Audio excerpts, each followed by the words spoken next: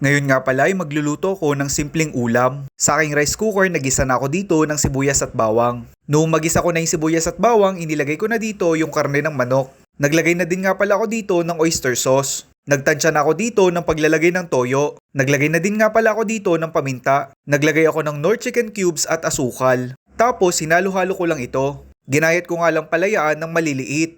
Bale, papakuluan ko nga lang pala ito ng mga ilang minuto. Kapag ang manok nga ay pinapakuluan mo ay kusa na siyang nagsasabaw. Kaya kailangan ko lang din itong paigahin ng mga ilang minuto ulit. Naglagay na din nga pala ako diyan ng konting suka. Tapos hinayaan ko lang ulit na kumulo. Tapos nung medyo nag-evaporate na nga yung suka, inilagay ko na dito yung Baguio beans. Napakasimple nga lang pala ng recipe na ito. At talaga namang napakadali lang lutuin. Noong natikman ko nga ito ay napakasarap. Minsan kasi dumadating tayo sa point na wala tayong maisip na mga ulam na kailangan nating lutuin. Hindi ko nga pala alam kung anong tawag dito sa recipe na to pero masarap siya. Ayan, luto na.